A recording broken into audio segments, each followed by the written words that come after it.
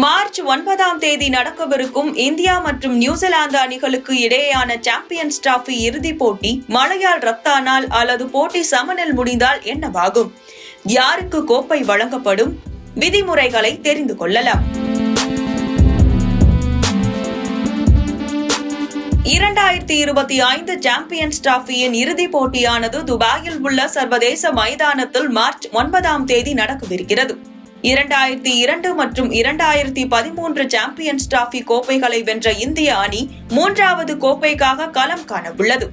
அதேவேளையில் 2000 ஆண்டில் நடைபெற்ற சாம்பியன்ஸ் டிராபியை வென்ற நியூசிலாந்து அணி 2வது கோப்பைக்காக மோதவிருக்கிறது. நடப்பு தொடரில் இந்திய அணி ஒரு தோல்வி கூட அடையாமல் இறுதிப் போட்டிக்கு முன்னேறியுள்ளது. நியூசிலாந்து அணி இந்தியாவிற்கு எதிரான லீக் போட்டி ஒன்றில் மட்டுமே தோற்றுள்ளது. இந்த சூழலில் 2 அணிகளுக்கும் இடையேயான மோதல் பெரிய எதிர்பார்ப்பை ஏற்படுத்தியுள்ள நிலையில் ஒருவேளை இறுதிப் போட்டி சமனில் முடிந்தாலோ அல்லது மழையால் ஆட்டம் நடத்தப்படாமல் ரத்து செய்யப்பட்டாலோ என்னவாகும்? யாருக்கு கோப்பை வழங்கப்படும் என்பதை பார்க்கலாம். ஆட்டம் சமனில் முடிந்தால் என்ன நடக்கும்?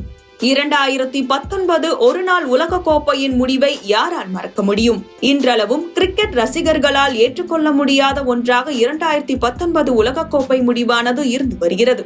லார்ட்ஸ் மைதானத்தில் நடைபெற்ற இறுதிப் போட்டியில் இங்கிலாந்து மற்றும் நியூசிலாந்து 2 அணிகளும் சரிக்கு சமமாக 241 ரன்கள் அடித்ததால் போட்டி சமனில் முடிந்து சூப்பர் ஓவர் நடத்தப்பட்டது. ஆனால் சூப்பர் ஓவரிலும் 2 அணிகளும் 15 ரன்களை சமமாக அடித்ததால் முடிவு எட்டப்படாமல் பவுண்டரிகளின் எண்ணிக்கை அடிப்படையில் இங்கிலாந்து அணிக்கு கோப்பை வழங்கப்பட்டது. இந்த முடிவு கிரிக்கெட் ரசிகர்கள் மற்றும் வல்லுநர்கள் என அனைவராலும் கடுமையாக விமர்சிக்கப்பட்ட நிலையில் பவுண்டரி கவுண்ட் என்ற விதிமுறை தற்போது பின்பற்றப்படவில்லை. அப்படியானால் இந்தியா மற்றும் நியூசிலாந்து அணிகள் மோதும் இறுதிப் போட்டி சமனில் முடிந்தால் என்ன நடக்கும்? ஒருவேளை இறுதிப் போட்டி சமன் செய்யப்பட்டால் சூப்பர் ஓவர் நடத்தப்படும்.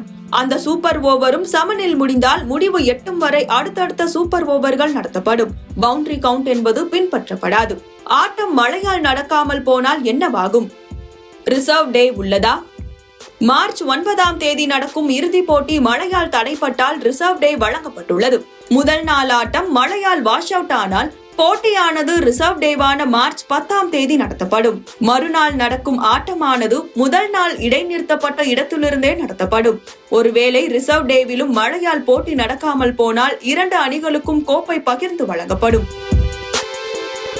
இதற்கு முன் 2002 ஆண்டு நடத்தப்பட்ட சாம்பியன்ஸ் டிராபி இறுதிப் போட்டியும் அசல் மற்றும் ரிசர்வ் நாளில் மழையால் நடக்காமல் போனதால் இந்தியா மற்றும் இலங்கை அணிகளுக்கு கோப்பை பகிர்ந்து வழங்கப்பட்டது.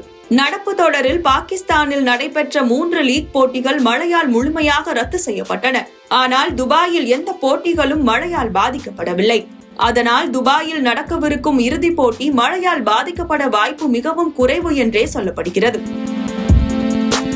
நியூசிலாந்து அணி இதுவரை 6 முறை ICC தொடரின் இறுதிப் போட்டிக்கு முன்னேறியிருக்கும் நிலையில் 2000 சாம்பியன்ஸ் டிராபி மற்றும் 2021 உலக டெஸ்ட் சாம்பியன்ஷிப் என 2 முறை மட்டுமே கோப்பை வென்றுள்ளது. அந்த 2 முறையும் இந்தியாவிற்கு எதிராகவே கோப்பை வென்றிருப்பது குறிப்பிடத்தக்கது. இருப்பினும் இந்திய அணி தற்போது உலகின் நம்பர் 1 அணியாக வலம் வரும் நிலையில் நியூசிலாந்துக்கு இந்தியா பதிலடி கொடுக்கும் என்ற எதிர்பார்ப்புடன் ரசிகர்கள் காத்திருக்கின்றனர்.